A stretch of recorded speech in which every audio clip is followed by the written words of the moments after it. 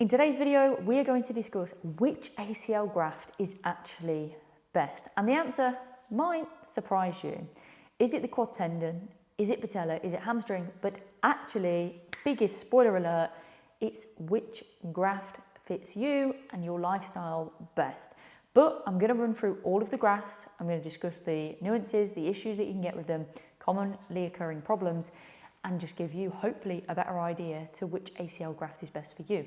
But generally speaking, your surgeon will be the one to answer that and to give you ultimately the best advice. I'm going to give you my personal opinion and my clinical experience. I'm not going to sit here and cite a load of studies. I'm just going to tell you the actual fact with no fluff.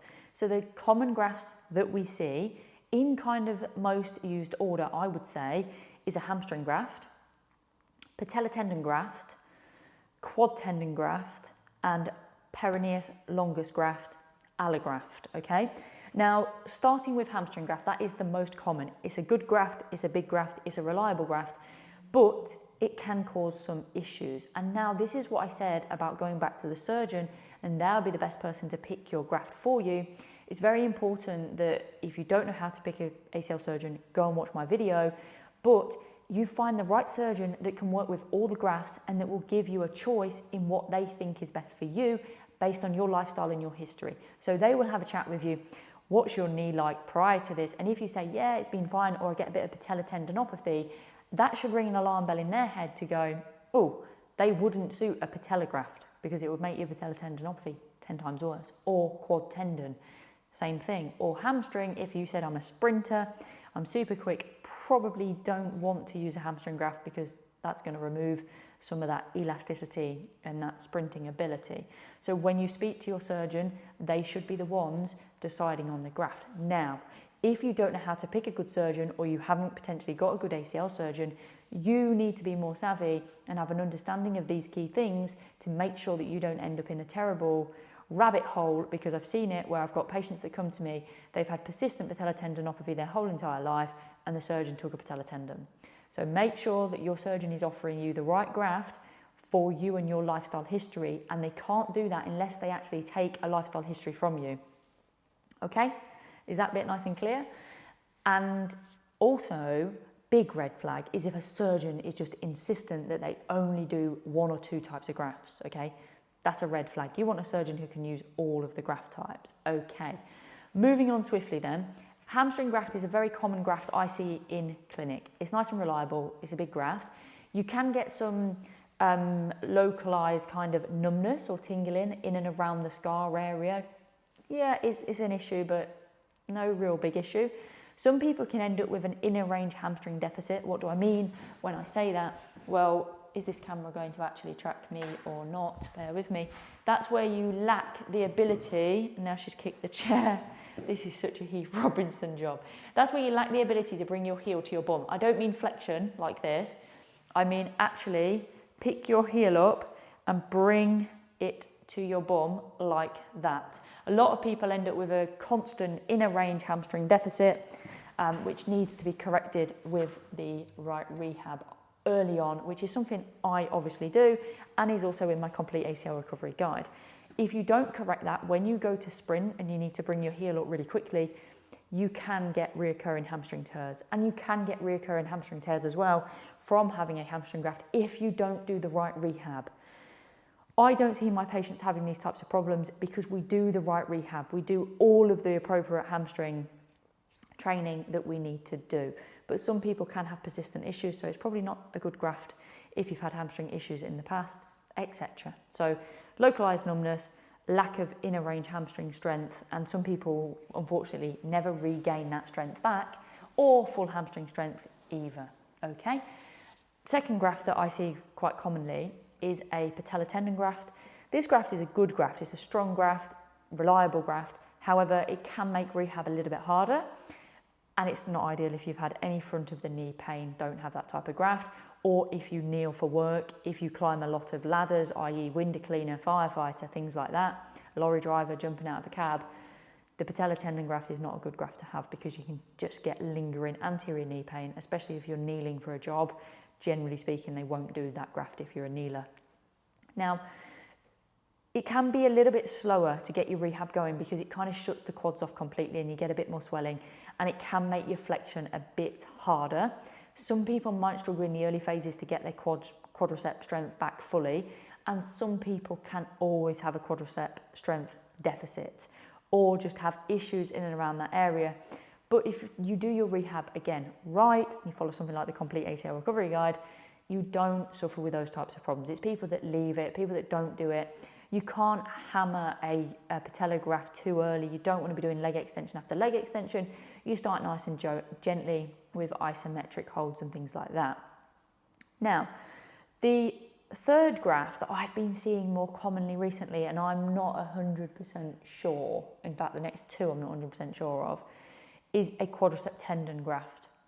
I haven't seen enough to sit here and say it's reliable, because I've probably seen about 28, 30 maybe, and it's just come out of the blue again. So they didn't do it for years, I didn't hardly see any, it was a rarity, and now all of a sudden people are coming to me with quadricep tendon grafts, and I'm not sure of the surgeon's rationale. I don't know. Personally, I think it's like they've got a different way of harvesting it and it's a new tool and they're all trying it and all liking to use it. Again, these are my personal opinions. Don't watch this video and think, where's she getting this information from? This is me and my patients, like I said at the start.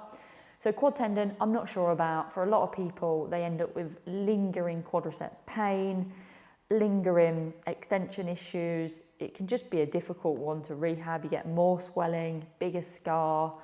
I'm not 100% sure of quad tendons. I've rehabbed them. They're all doing absolutely okay as far as I'm aware, because I've not heard any difference. But I'm not personally 100% sure. Slower to get your quads going, bigger scar, more swelling, makes extension harder. Reliability, personally, I don't know. Now, the next one, which I've seen more and more of, and I've had 12 cases to date with it, is the peroneal tendon graft. So that's the tendon that runs just on the outside of your ankle. Again, I don't know where that one's come from. They used to do it years and years ago, and I think it's quite big in like China and that kind of side of the world. In the UK, it's not so much, but there's just a few surgeons at the minute that's drip feeding it back in. I cannot give you a reliability. Like I said, I've had about 10 or 12 cases with it. In terms of rehabbing it, actually, not bad. The graft site mobility is much better, so you don't get issues where they actually take it from the ankle and it's a tiny, tiny scar. We rebuild calf strength. Some people reported a bit of a stiffness, but actually, in terms of having ongoing issues with the graft site, not too bad at all from my experience, but my experience isn't big enough to really hold much clout. I did have one person who struggled their whole life with plantar fasciitis, and I thought, oh my goodness me, why hasn't the surgeon listened to this guy? He's had PF his whole life. Why would you interfere with that ankle, make that whole area tight, stiffer? But actually, he's been absolutely fine. He had a little tiny bit of an issue towards the end of his rehab, but it was him doing too many steps, gone on holiday and things like that. And we didn't kind of hear of it again. It's not been a problem since. So, interesting one for sure.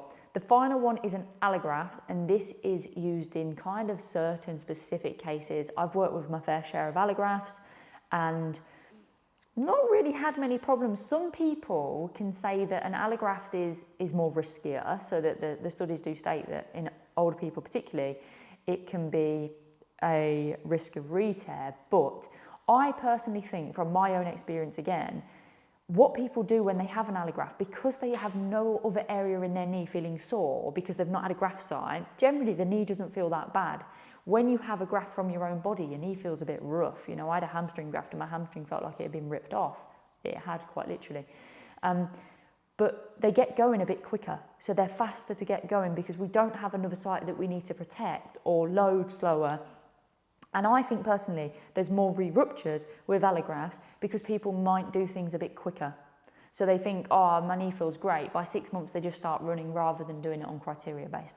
But I don't know. I've never had an allograft tear or re-tear, or had an actual patient who's had an allograft and it's retorn. I've had patients that have had normal grafts, i.e. hamstring, and then we've got them an allograft because we didn't want to go into the other leg and they've never really recovered from that original hamstring graft anyway. But ultimately, it's what graft is best for you and your body and your lifestyle. Given the types of issues that I've said, you know, with the patella graft, the quad graft, the hamstring graft, it's making sure that you get the graft that's right for you. Now, a little bit of a cheeky thing to me to say is that a lot of people will worry about the graft type that they're going to get, but then they don't actually do proper rehab. So they're like, what graft shall I get? What graft shall I get? And I see this particularly in ACL recovery hubs, and people message me, and then I say, you know, the graft, you know, give them a bit of advice, you know, but the biggest thing you need to do is start physio. I'll do it when I'm a bit more mobile. After I've had the surgery, I'll book something for 6 weeks after, and I'm like, one, you won't get in my diary for 6 weeks, that's for sure. But two, you need to start your rehab straight away. The Complete ACL Recovery Guide incorporates all of the grafts. It is built to work for absolutely everybody, and the results really are showing now, because there's people who's had all types of grafts, and the ACL Recovery Guide is really coming through strong. But before you start worrying about your graft, make sure that you're worrying about getting the prehab and everything like that right, the things that you can control, and make sure that you have a lengthy conversation with your consultant to make sure that you get the graft that's right for your knee. It doesn't matter if your friend had a patella or old matey down the road had a hamstring graft, none of that is relevant. And if they re-ruptured or not, it's about getting the graft choice that's right for you. Recently, I had a lady, and she won't mind me sharing this either because we've done some bits on socials, where the surgeon actually took her patella and her quad in one surgery, and she had a meniscal repair, and he had her non-weight bearing. Like, you can imagine the set of quads that we then had to deal with, and the type of issues that we're now facing when you have got the two main tendons that extend your knee partially gone, and a meniscal repair where he had a non-weight bearing for 6 weeks. The amount of atrophy and things like that that was on the go with that is just wild. So that's my takes on ACL grafts. Not backed on studies. I'm not here citing studies. I'm basing it on my actual hands-on experience and the types of grafts that I've worked with and that I see. I'm going to do a video as well on specifically LET surgery and whether you need it as an addition to your ACL surgery and your ACL graft. So keep looking out for that one. If you don't already do, please hit the subscribe button, and please like this video to tell me to keep making them. I'll see you in the next one.